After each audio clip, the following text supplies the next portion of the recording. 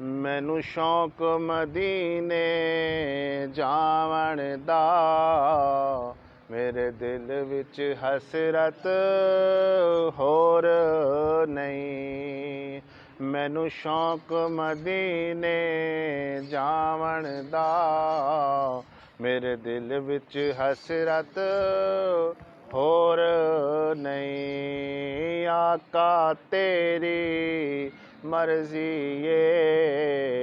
آقا تیری مرضی ساڈا تے کوئی زور نہیں اور میری عقل بھی نہیں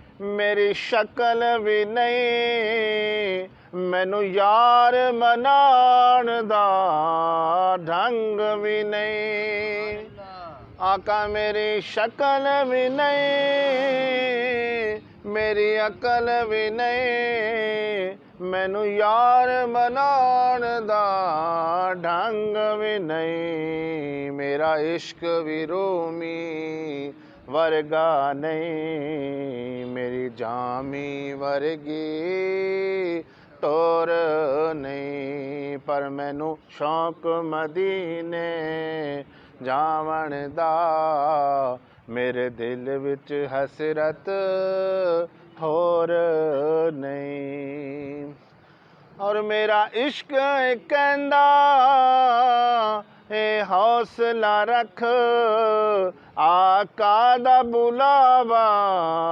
آوے گا میرا عشق کہندا اے حوصلہ رکھ آقا دا بلاوا آوے گا پر کی کریے بے صبری دا پر کی کریے بے صبری دا میرے دل وچ جان دا چور نہیں مینوں شوق مدینے جاون دا میرے دل وچ حسرت ہور نہیں راکاں تیرے ناں دے تذکرے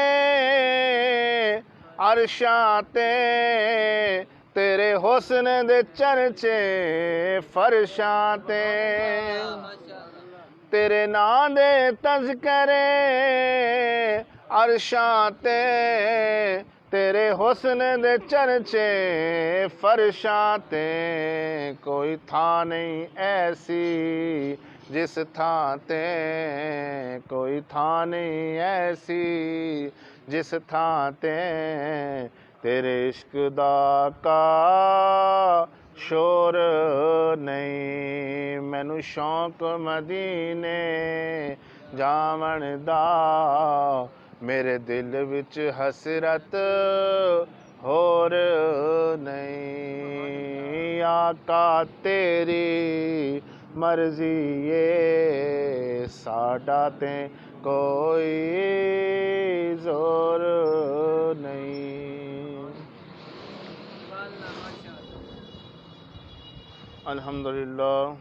الحمدللہ رب العالمین والصلاة والسلام علی سید الانبیاء واشرف الانبیاء وخاتم الانبیاء والمرسلین اما بعد فاعوذ باللہ من الشیطان الرجیم بسم اللہ الرحمن الرحیم ما کان محمد ابا احد من رجالکم ولکن رسول اللہ خاتم النبیین صدق اللہ العظیم وصدق رسولہ النبی الکریم ان اللہ وملائکتہ یصلون علی النبی یا ایھا الذین آمنوا صلوا علیہ وسلموا تسلیما مل کر اور بلند آواز سے پڑھ لیں الصلاۃ والسلام علیک یا سیدی یا رسول اللہ الصلاۃ والسلام علیک یا سیدی یا حبیب اللہ الصلاۃ والسلام علیک یا سیدی یا نبی اللہ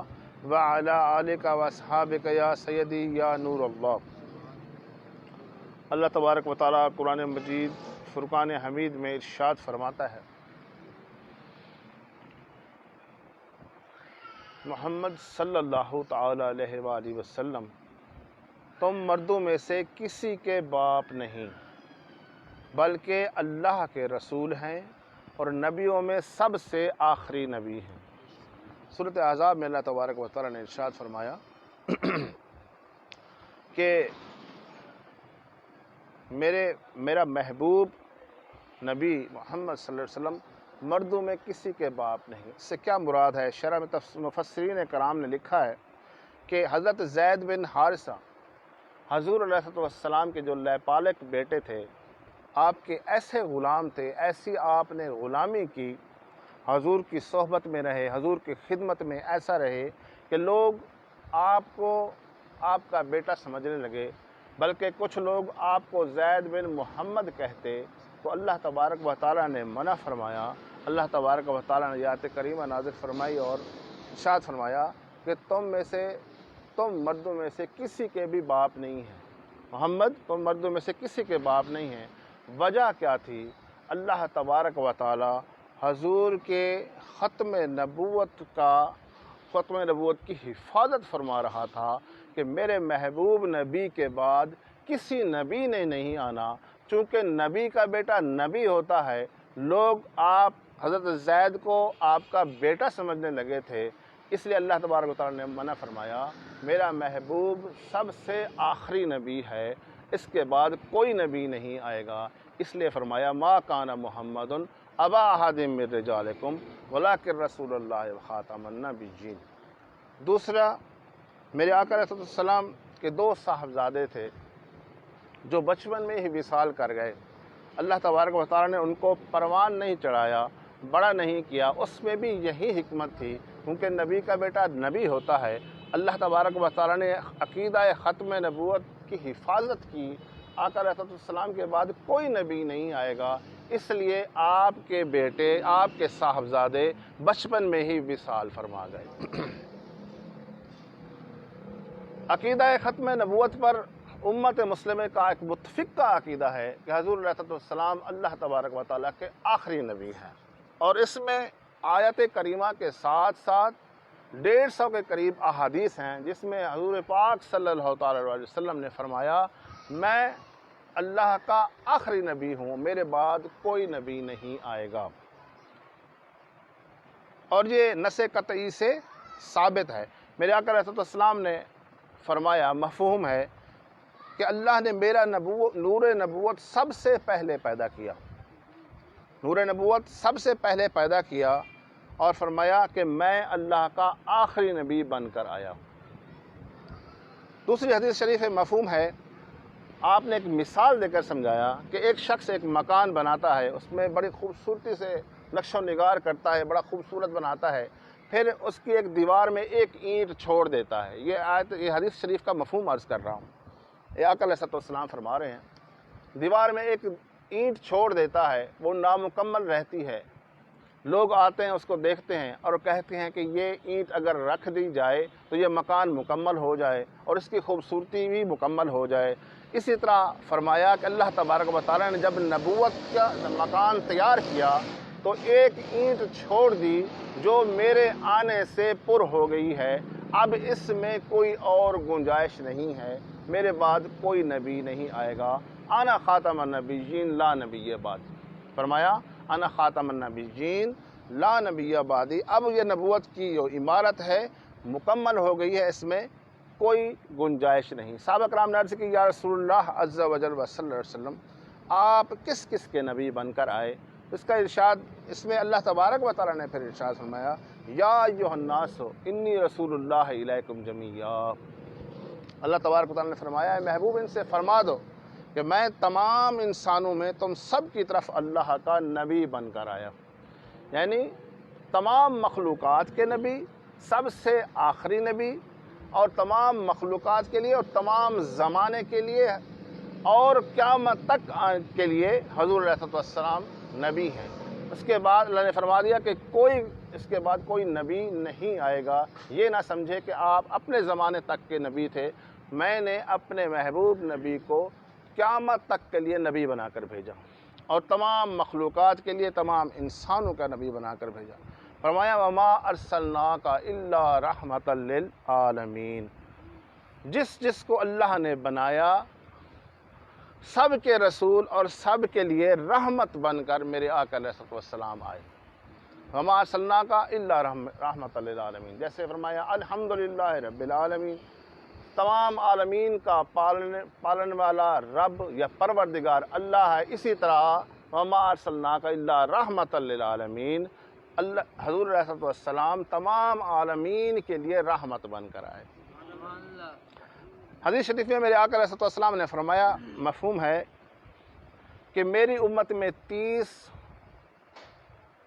دجال کذاب آئیں گے اور وہ نبوت کا جھوٹا دعویٰ کریں گے، لیکن میں اللہ کا آخری نبی ہوں، میرے بعد کوئی نبی نہیں آئے گا۔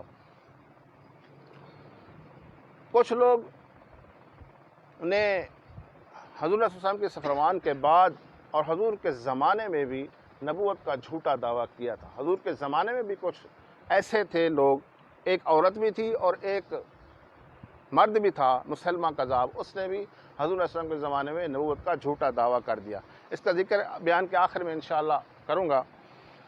تو کچھ عرصہ پہلے بھی ایک شخص نے حضور علیہ السلام کے فرمان کے مطابق کذاب ہونے کا دعویٰ کیا، یعنی کہ نبوت کا جھوٹا دعویٰ کیا۔ بعد میں پتہ چلا کہ وہ نفسیاتی مریض ہے۔ اس کے ماننے والوں کو قادیانی بھی کہتے ہیں، احمدی بھی کہتے ہیں، لاہوری بھی کہتے ہیں، مرزائی بھی کہتے ہیں۔ چونکہ وہ قادیان کا رہنے والا تھا، اس نسبت سے اس کو ماننے والے اس کو قادیانی بھی کہتے ہیں، اور مرزا غلام احمد قادیانی اس کا نام تھا، جس کی وجہ سے اس کو مرزائی بھی کہتے ہیں، احمدی بھی بعض کہتے ہیں۔ یہ سارے ایک ہی ہیں۔ یہ نبوت کا جھوٹا دعویٰ کرنے والا تھا۔ پہلے اس نے اپنے آپ کو محدث کہا، پھر مجدد کہا، پھر جب اس کے لوگ، کیونکہ اس کی پشت پناہی انگریز کر رہے تھے، جب حکومتیں کسی چیز کی پشت پناہی کرتی ہیں تو وہ منظم انداز میں چلتا ہے وہ کام۔ تو پشت پناہی، انگریزوں کی پشت پناہی کی وجہ سے یا باہر کی حکومتوں کی مدد کی وجہ سے اس نے منظم انداز میں اپنا کام شروع کیا، حالانکہ وہ ایک آنکھ سے کانا تھا اور 15 روپے ماہوار پر کسی جگہ نوکری کیا کرتا تھا۔ انگریزوں نے اس کو خرید کر اس اسلام میں، دین اسلام میں فتنے کی بنیاد ڈالی، اور اس نے جو امداد ملتی تھی کرائے پر لوگ رکھے، اپنے ساتھ ملائے، پھر وہ انہوں نے آگے تبلیغ کرتے چلے گئے، اور آج بھی اس کے ماننے والے موجود ہیں جو امت مسلمہ کو گمراہ کر رہے ہیں۔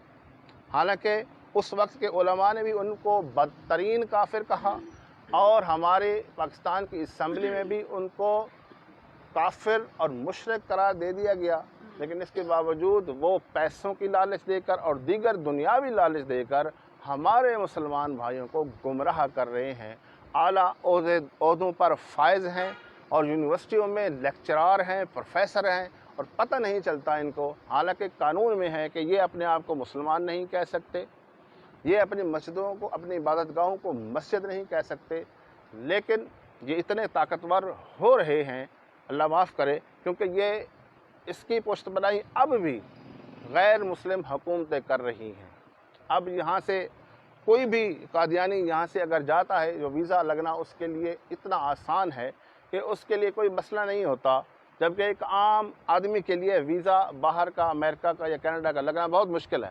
لیکن جب یہ کہتے ہیں کہ ہم قادیانی ہیں، ہمیں پناہ چاہیے، ان کو فوراً یورپ کا ویزا لگا دیا جاتا ہے، کیونکہ یہ ان کے باپ ہیں، یہ ان کی پشت پناہی کر رہے ہیں اور اپنے قادیانی مذہب کو پروموٹ کر رہے ہیں۔ لیکن ہماری امت مسلمہ سو رہی ہے۔ کئی لوگ ہمارے معاذ اللہ اس عقیدے کے واقفیت نہ ہونے کی وجہ سے، عقیدہ ختم نبوت سے واقفیت نہ ہونے کی وجہ سے معاذ اللہ مرتد ہو رہے ہیں، اس قادیانی مذہب کے پیروکار بن رہے ہیں۔ اللہ تبارک و تعالیٰ اس سے ہمیں بچائے، ان فتنے سے ہمیں محفوظ فرمائے۔ جب یہ قادیانی آیا تو اس نے محدث ہونے کا دعویٰ کیا، پھر مجدد ہونے کا دعویٰ کیا، پھر اس نے کہا کہ میں امام مہدی ہوں، پھر آخر میں اس نے کہا کہ میں ذلی نبی ہوں۔ ذلی یعنی کہ حضور علیہ السلام کا سایہ بن کر آیا ہوں، معاذ اللہ۔ ارے وہ بیوقوف، جس کا سایہ، جس نبی یا اپنے محبوب آقا کا سایہ اللہ تبارک و تعالیٰ نے نہیں بنایا، تو کیسے اس کا سایہ ہو سکتا ہے؟ اور تو کانا، اللہ کے نبیوں میں کبھی نقص نہیں ہوتا، یہ کانا تھا، دجال تھا، جھوٹا تھا۔ دیکھیں کافر اور مرتد میں ایک فرق ہے۔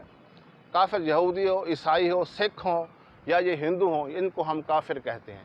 یہ اپنے اپنے مذہب پر چل رہے ہیں، ان پر ہم سختی نہیں کرتے، دین ہمیں سختی کا حکم نہیں دیتا۔ لیکن مرتد وہ ہے جو اپنے آپ کو مسلمان بھی کہے، جو اسلام کا وہ فالورز بھی ہو، اپنے آپ کو کہے، قرآن کو ماننے والا بھی ہو، نبی کو ماننے والا بھی ہو، پھر دین میں ایک ایسا رخ نہ ڈالے کہ دین میں فتنہ پیدا ہو جائے، اس کو کہتے ہیں مرتد۔ اس پر سختی کرنے کا حکم ہے، اور یہ دین میں رخ نہ ڈالنے والے ہیں۔ تو اس نے ذلی نبی ہونے کا دعویٰ کیا کہ میں نبی آخر زمان صلی اللہ علیہ وسلم، حضور صلی اللہ علیہ وسلم کا سایہ بن کر آئے ہوں، حالانکہ یہ جھوٹا ہے، یہ کذاب ہے۔ اس وقت کے جو علماء دین تھے وہ سامنے آئے، انہوں نے کہا تو سامنے آ، ہمارے ساتھ مناظرہ کر، ہمارے ساتھ مباہلہ کر، لیکن یہ ملعون ان کے سامنے نہ آیا کیونکہ جھوٹا تھا۔ پھر میر علی شاہ صاحب نے اس کو بلایا مناظرے کے لیے، پھر جماعت علی شاہ صاحب محدث پوری رحمۃ اللہ تعالیٰ علیہ نے ان کو بلایا، کئی دیگر علماء کرام نے اس کو مناظرے کے لیے بلایا، لیکن چونکہ یہ جھوٹا تھا اور یہ کہتا تھا کہ مجھ پر وحی نازل ہوتی ہے، معاذ اللہ، جو فرشتہ نازل ہوتا ہے اس کا نام عجیب سا نام بتایا، ٹی ٹی جی میرے پاس آتا ہے، وہ وحی لے کر آتا ہے، اور حضور علیہ السلام کی حدیث کو پڑھ کر اس کو اپنے اوپر فٹ کرتا۔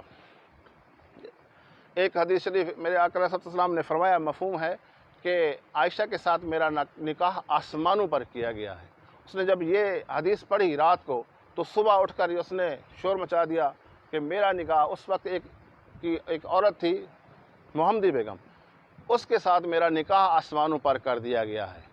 پھر ملعون ساری زندگی اس کی منتیں کرتا رہا، مجھ سے نکاح کر لو۔ اس نے کہا کہ میں تم جیسے بے ایمان کے ساتھ کبھی نکاح نہیں کروں گی۔ اگر سچا ہوتا، آسمانوں پر نکاح کیا گیا تو دنیا میں بھی اس کا نکاح ہو جاتا، اور اس کا انجام بھی بہت برا ہوا۔ اس کی جو موت آئی وہ باتھ روم میں آئی، لیٹرین میں اس کی موت آئی۔ آخر میں اس کو پیٹ کی ایسی بیماری نازل ہوئی کہ اس کے قریب تک کوئی نہیں جاتا تھا، اتنی اسمیل تھی، ہر وقت اس کا پخانہ چلتا رہتا تھا۔ آخر اسی مرض میں، اسی غلیظ مرض میں اس کی موت آ گئی۔ ایسی سزا اللہ تبارک و تعالیٰ نے اس کو دی۔ اس فتنے کی سرکوبی کے لیے پاکستان بننے سے پہلے بھی علماء نے بہت قربانیاں دی۔ کئی علماء کو جیل تک ڈالا گیا۔ حضرت عبدالستار نیازی رحمۃ اللہ تعالیٰ علیہ کو اور سید خلیل احمد صاحب کو سزائے موت تک فیصلہ سنایا گیا۔ پر ایک اور عالم تھے علامہ، کیونکہ ان کا نام نہیں یاد آ رہا، ان کو الٹا لٹکا کر نیچے دھونی لگا دی گئی۔ الٹا لٹکا کر اس فتنے کی سرکوبی کے لیے نکلے، ختم نبوت کی حفاظت کے لیے جب نکلے تو الٹا لٹکا کر نیچے دھونی لگا دی گئی۔ پھر ساری زندگی وہ دمے کے مریض بن کر رہے، 2 سے 3 جملے سے زیادہ نہیں کہہ سکتے تھے۔ اسی طرح پاکستان بننے کے بعد بھی علماء نے کوششیں اپنی جاری رکھیں ان کو کافر قرار دینے کی۔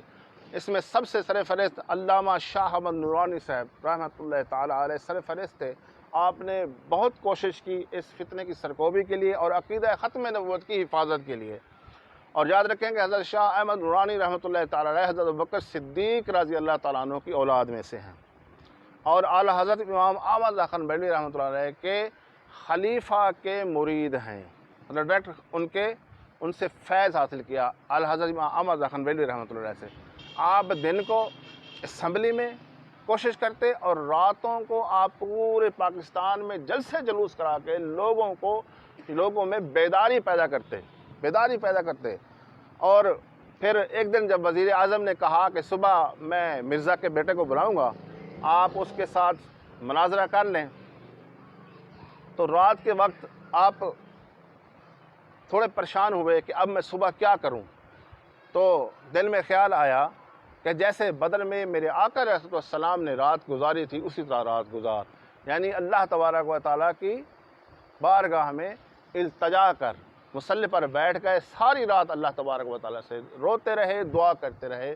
صبح کے وقت آپ کی قسمت جاگ اٹھی، صبح آپ کی قسمت جاگ اٹھی، دروازے پر دستک ہوئی، کچھ نادان دوست آپ کو لینے آئے کہ نورانی صاحب آ جائیں، تھوڑی سی ملاقات کرنی ہے۔ اور نورانی صاحب دیکھیں اتنی ایسی شخصیت تھی کہ آپ کا لباس بڑا عمدہ ہوتا تھا، امامہ شریف بڑا ہی عمدہ تھا، بہترین گاڑی میں سفر کرتے تھے، لیکن مکان آپ کا کرائے کا تھا۔ آپ نے کبھی دولت اکٹھی نہیں کی، دنیا کو دل میں نہیں بسایا، دنیا اکٹھی نہیں کی۔ حالانکہ اس وقت کے سیاستدان کروڑوں پتی، لکھ پتی بن چکے تھے، لیکن آپ نے دنیا جمع نہیں کی۔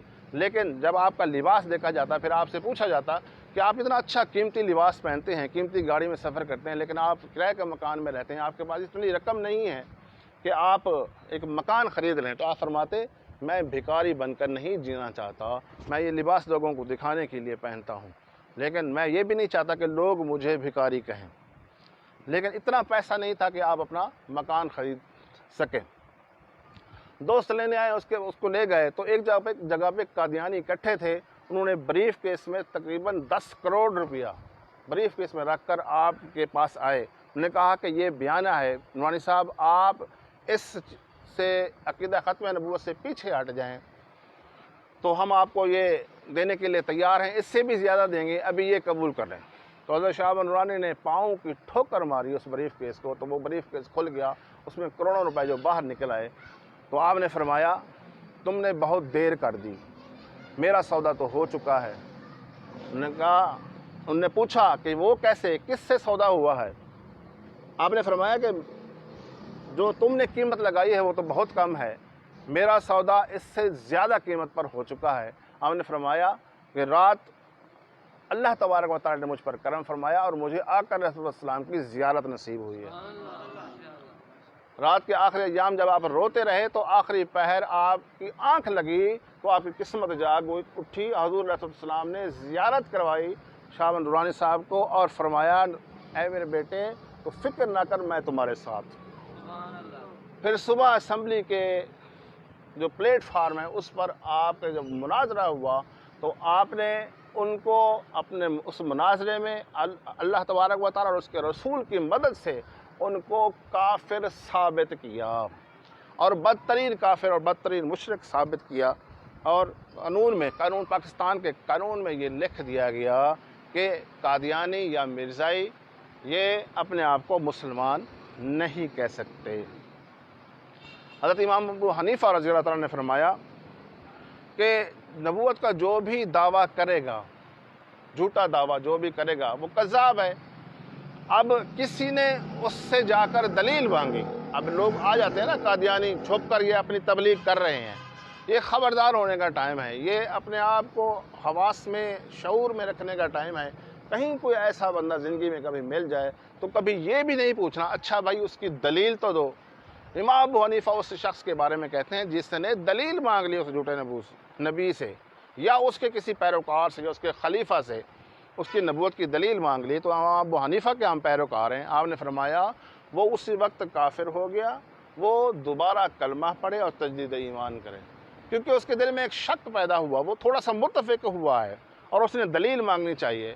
تو دلیل بھی نہیں مانگنی، ہم بغیر دلیل کے، کیونکہ ثابت ہو گیا ہے قرآن و حدیث سے، حضور نے فرما دیا کہ میں آخری نبی ہوں، اس کے بعد کوئی نبی نہیں آنا، تو ہم نے کوئی دلیل نہیں مانگنی، ہم نے قرآن اور حدیث اور سرکار کے فرمان کو دیکھنا ہے۔ ہمارے لیے حضور علیہ السلام کا فرمان ہی کافی ہے۔ حضور علیہ السلام کے زمانے میں ایک صحابی تھے حضرت حبیب بن زید، بڑی کمزور ناتواں تھے، آپ چھاپڑی فروش تھے، مدینے کی گلیوں میں کھجوریں بیچ کر اپنا گزارا کیا کرتے تھے۔ آپ کے قریباً 10 یا 12 بچے تھے۔ ایک دفعہ حضور علیہ السلام کے زمانے میں جو مسلمہ کذاب تھا اس نے نبوت کا جھوٹا دعویٰ کیا اور حضور علیہ السلام کو خط لکھا۔ خط میں اس نے یہ لکھا کہ اے محمد صلی اللہ علیہ وسلم، میں آپ کو نبی مانتا ہوں، لیکن اس نے کہا کہ میں بھی اللہ کا نبی ہوں۔ ایسا کرتے ہیں جب تک آپ حیات ہیں اس وقت تک آپ نبی ہوں، آپ تبلیغ کرتے رہیں، آپ کے بعد میں پھر نبوت کا دعویٰ کروں گا، پھر میں اپنی تبلیغ کروں گا۔ یہ خط لکھ کر اس نے حضور علیہ السلام تک پہنچا دیا۔ میرے آقا علیہ السلام نے اس کا جواب لکھا اور اس میں یہی الفاظ لکھے کہ میں تو اللہ کا رسول ہوں، تو کذاب ہے۔ میرے آقا رسول صلی اللہ علیہ وسلم نے اس پہ لکھا کہ تو کذاب ہے۔ اب کذاب کو کذاب کہنا یہ میرے آقا رسول اللہ علیہ وسلم کی سنت مبارکہ ہے۔ کچھ لوگ کہتے ہیں کہ ان کو کذاب نہ کہو، ان کو جھوٹا نہ کہو، اس کے ساتھ نرمی اختیار کرو۔ حضور علیہ السلام نے کوئی نرمی نہیں کی، آپ نے لکھ دیا کہ میں اللہ کا رسول ہوں، تو کذاب ہے۔ پھر فرمایا کہ کون اس خط کو لے کر جائے گا۔ محفل میں وہ صحابی موجود تھے حضرت حبیب بن زید، جو کمزور بھی تھے اور کھجوریں فروخت کیا کرتے تھے حضور کی محفل میں۔ اب وہ کھجوریں کھا رہے ہیں، فوراً اٹھ کھڑے ہوئے اور عرض کی یا رسول اللہ، میں اس کے دربار میں، اس کے جو گھر میں، مکان میں یہ آپ کا خط پہنچاؤں گا۔ اور کہتے ہوئے ان کی کھجوریں منہ سے گر رہی ہیں۔ ایک صحابی نے کہا پہلے تو کھجور تو کھا لے پھر بات کر لینا۔ تو اس نے کہا ایسا نہ ہو کہ میں کھجور کھاتا رہوں اور میری ڈیوٹی یا یہ کام کسی اور کے سپرد ہو جائے۔ تو فوراً حضور کی ہاں میں ہاں ملائی اور عرض کی کہ یا رسول اللہ میں خط لے کر جاؤں گا۔ تو میرے آقا رسول السلام نے اپنا گھوڑا بھی دیا اور نیزہ بھی دیا اور یہ خط بھی دیا کہ اے حبیب ڈر کر نہیں جانا، جاؤ، یہ گھوڑا بھی میرا ہے، یہ نیزہ بھی میرا ہے، یہ لے کر جاؤ، یہ خط پہنچا کے اور ڈٹ کر جانا۔ اور صحابہ کرام کہتے ہیں حبیب بن زید اتنے ناتواں کمزور ہونے کے باوجود ایسے چل رہے تھے جیسے کسی فوج کا جرنیل چل رہا ہو۔ وہاں سے نکلے، مسلمہ بن کذاب کے گھر میں پہنچے، وہاں اس کے حواری جو اس کے ساتھی تھے وہ بھی موجود تھے۔ اس میں ایک شخص ایسا بھی تھا جو بعد میں مسلمان ہوا۔ تو وہ بیان کرتا ہے کہ جب حضرت حبیب بن زید وہاں پر پہنچے تو اپنا نیزہ جو حضور علیہ السلام نے عطا کیا تھا وہاں پر گاڑ دیا، اس کے سامنے آ کر مسلمہ بن کذاب کے سامنے گاڑ دیا اور ایسے کھڑے ہو گئے، شیر کی طرح کھڑے ہو گئے۔ مسلمہ بن کذاب نے پوچھا کہ کون ہو تم؟ تو آپ نے فرمایا کہ میں رسول اللہ صلی اللہ علیہ وسلم کا غلام ہوں، خادم ہوں، ان کا پیغام لے کر آیا ہوں، جو تمہارے خط کا جواب لے کر آیا ہوں۔ تو مسلمہ بن کذاب نے وہ خط لیا۔ اب جو بادشاہ ہوا کرتے تھے وہ خط خود نہیں پڑھتے تھے، اپنے ساتھی کو دیتے تھے۔ اس نے خط اپنے ساتھی کو دیا، اس نے زور سے پڑھا، اس کی مجلس تھی، بیٹھی تھی، اس نے زور سے پڑھا۔ حضور علیہ السلام کا جو فرمان لکھا ہوتا کہ آپ نے فرمایا کہ میں اللہ کا رسول ہوں، میں تو اللہ کا رسول ہوں، تو کذاب ہے۔ تو یہ بات اس کو ایسی ناگوار گزری کہ مجھے کذاب کہا گیا ہے کہ وہ نیچے اترا۔ اس نے کہا کہ تیرے نبی نے صلی اللہ علیہ وسلم، حضرت حبیب بن زید سے کہتا ہے کہ تیرے نبی نے مجھے کذاب کہا ہے، تیرا کیا خیال ہے، تیرا میرے بارے میں کیا خیال ہے؟ تو حضرت حبیب بن زید نے مسکرائے اور فرمایا کہ خیال کی کیا بات کرتا ہے، جو میرے نبی نے جس کو کذاب کہہ دیا ہے وہ ہمیشہ کذاب ہی رہے گا، اور میرا بھی یہی عقیدہ ہے کہ تو کذاب ہے۔ تو مسلمہ کہتا ہے کہ دیکھ نہیں رہے میرے سارے یہ پہرے دار ہیں، ان کے ہاتھوں میں تلواریں ہیں، نیزے ہیں، تیر ہیں، یہ تمہیں مار ڈالیں گے۔ تو حضرت حبیب بن زید نے فرمایا تو کیسی باتیں کر رہا ہے، میں ان پہرے داروں کو دیکھوں گا، میرے 12 بچے ہیں، ان میں سے کچھ بچے ایسے ہیں جو شیر خوار ہیں، جو ابھی چلنا بھی، کچھ ایسے بچے ہیں جو چل بھی نہیں سکتے۔ اگر بندہ کسی ایسے خطرناک کام میں جانے سے پہلے اپنے بچوں کو دیکھتا ہے، تو حضرت حبیب بن زید نے فرمایا کہ میں نے تو اس اپنے شیر خوار بچوں کو نہیں دیکھا، اس کام کے لیے آ گیا ہوں، تمہارے پہرے داروں کو دیکھوں گا۔ تو مسلمہ بن کذاب غصے کی تاب نہ لایا، اس نے کہا میں تمہیں قتل کر دوں گا، میں تمہاری گردن اڑا دوں گا۔ حضرت حبیب بن زید کی جرت دیکھیں، بہادری دیکھیں، اور ناموس سے تحفظ ختم نبوت کا جو وہ پہرے دار تھا، اس میں کیسی اللہ تبارک و تعالیٰ نے حوصلہ اور جرت پیدا کر دی تھی۔ انہوں نے کہا کہ تم ہمیں موت سے ڈراتے ہو، ہم رات کو جب سوتے ہیں یہ دعا کر کے سوتے ہیں کہ یا اللہ بستر پر موت مت دینا، اور صبح جب اٹھتے ہیں پہلی دعا ہماری یہ ہوتی ہے کہ یا اللہ ہمیں شہادت کی موت دینا۔ میں اس شوق اور اس جذبے کے ساتھ آیا ہوں کہ مجھے اللہ شہادت کی موت دے گا۔ تو مسلمہ بن کذاب نے اسی وقت آپ کا سر قلم کیا۔ اب اس جو ناموس رسالت کا محافظ تھا، ناموس ختم نبوت کا جو محافظ تھا، اللہ تبارک و تعالیٰ نے اس کو کیسا انعام دیا۔ ادھر آپ کا سر تن سے جدا ہوا، ادھر مدینے میں میرے آقا صلی اللہ علیہ وسلم نے آپ کی شہادت کی خبر سنا دی۔ اسی وقت خبر سنائی کہ میرا حبیب شہید ہو گئے، آپ کی آنکھوں سے آنسو جاری ہو گئے۔ صحابہ کرام نے جب پوچھا تو میرے آقا صلی اللہ علیہ وسلم نے فرمایا میرے حبیب کو شہید کر دیا گیا ہے، اور اللہ تبارک و تعالیٰ نے جنت کے سارے دروازے اس کے لیے کھول دیے ہیں، سارے دروازے۔ ایسے ناموس رسالت کا جو پہرے دار ہے اس کو اللہ نے ایسا انعام دیا کہ جنت کے سارے دروازے کھل گئے اور جو فرشتے تھے اس کے استقبال کے لیے کھڑے تھے۔ تو میرے دوستو، ہر دور میں تحفظ ختم نبوت کا جو عقیدے کی حفاظت ہوتی رہی۔ سیدنا صدیق اکبر رضی اللہ تعالیٰ عنہ نے بھی ایک دستہ اس کی سرکوبی کے لیے بھیجا، مسلمہ بن کذاب کی ایک دستہ بھیجا، جس کے جو سپہ سالار تھے وہ اکرمہ بن ابو جہل کا بیٹا اکرمہ، یہ صحابی تھے رضی اللہ تعالیٰ عنہ۔ اس کی سپہ سالاری میں اس فتنے کی سرکوبی کے لیے بھیجا کہ مسلمہ بن کذاب جو ہے نا اس کو مار کراؤ، اور اس میں حضرت وحشی بھی شامل تھے۔ یہ حضرت وحشی وہ صحابی ہیں، یہ وہ تھے جس وقت غزوہ احد ہوا اس میں انہوں نے ہندا کے کہنے پر حضور کے چچا کو قتل کیا تھا، شہید کیا تھا، نیزہ مار کر شہید کیا تھا۔ تو بعد میں مسلمان ہو گئے، حضور علیہ السلام نے معاف فرما دیا، بعد میں مسلمان ہو گئے۔ پھر ان کو یہ رنج، یہ قلق رہتا تھا کہ میں نے حضور کے چچا کو شہید کیا، یہ افسوس ہے۔ پھر دعا مانگتے ہیں کہ یا اللہ، میں نے امت کے بہترین مسلمان کو شہید کیا ہے، تو مجھ سے بدترین کافر میرے ہاتھ سے مروا تاکہ میرا کفارہ ہو جائے۔ جب مسلمہ بن کذاب کا سنا تو دل میں پھر خواہش پھر ابھری، پھر دعا کی اور اس لشکر میں شامل ہوئے، اور کہتے ہیں کہ اتفاق سے اسی لشکر میں جب پہنچا تو میرے سامنے مسلمہ بن کذاب آیا، میں نے اسے تیر مارا تو وہ نیچے گرا، تو میں نے اپنا پاؤں اس کی گردن پر رکھ دیا، اور پھر میں نے کہا کہ تو اپنے آپ کو نبی کہتا ہے؟ میں کوئی بدری صحابی نہیں ہوں، میں خلفائے راشدین میں سے نہیں ہوں، میں ایک نبی کا ادنا غلام ہوں اور تجھ پر حاوی ہو گیا ہوں۔ جبکہ میرے سچے آقا صلی اللہ علیہ وسلم جب دعا مانگتے تھے تو بدر میں ہزاروں فرشتے مدد کو پہنچ جاتے تھے، اور تو اپنا حال دیکھ، تیرا انجام کیا ہوا ہے، مجھ جیسے ادنا غلام سے تو شکست کھا گیا ہے۔ اسی وقت حضرت وحشی رضی اللہ تعالیٰ کہتے ہیں اسی وقت میں نے اس کا سر تن سے جدا کر دیا، تلوار ماری اور اس کا سر تن سے جدا کر دیا، اور اللہ نے میری یہ خواہش پوری فرما دی کہ میں نے اس امت کے جو تھا بدترین جو کافر تھا، صاحب جو کذاب ہے، جس نے وہ جھوٹا دعویٰ کیا ہے، اس کو آپ صحابہ کرام سارے بدترین کافر سمجھتے تھے، اور فرمایا کہ اس بدترین کافر کی جو موت ہے میرے ہاتھوں سے آئی، مجھے یوں لگا کہ میں نے وہ کفارہ دے دیا ہے کہ جو حضرت امیر حمزہ کو شہید کیا تھا جس کی وجہ سے۔ تو میرے دوستو، اب بھی ضرورت ہے اپنے اور اپنے بچوں کو سکھانے کی کہ حضور علیہ السلام اللہ کے آخری نبی ہیں۔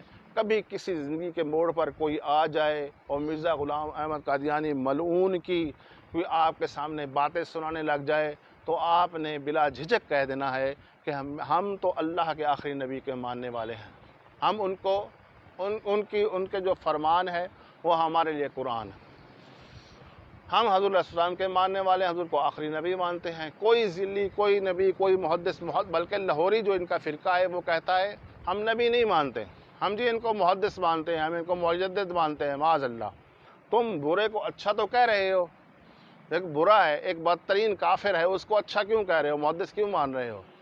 ایسے فتنوں سے بچنے کی کوشش کریں، ایسے لوگوں کی جو باتوں سے بچیں، اور جہاں بچے خاص طور پر یونیورسٹیوں میں جو جاتے ہیں، جو لیکچرار ہیں، پروفیسر کو ایسے لگے ہیں جو خفیہ تبلیغ بھی کرتے ہیں، اعلانیہ تبلیغ بھی کرتے ہیں، اپنے بچوں کو اس سے بچائیں اور کوشش کریں کہ ان کو دین کی تعلیم دیں تاکہ ان کو شعور ہو اور یہ فتنے کی سرکوبی ہو جائے۔ اور جب بھی ختم نبوت کی جو ریلی نکلے یا اس طرح کا جو پروگرامز ہوں اس میں بھرپور شامل ہوا کریں جائے کہ دیکھیں علماء نے اتنی قربانیاں دی، درجنوں لوگ شہید ہوئے، درجنوں علماء شہید ہوئے اس کی فتنے کی سرکوبی میں، ان قادیانوں کو کافر قرار دینے میں درجنوں علماء شہید ہوئے، جیلیں کاٹیں۔ ہمارے لیے زیادہ سے زیادہ کیا ہوتا ہے کہ ہم نے ریلی میں شریک ہونا ہوتا ہے۔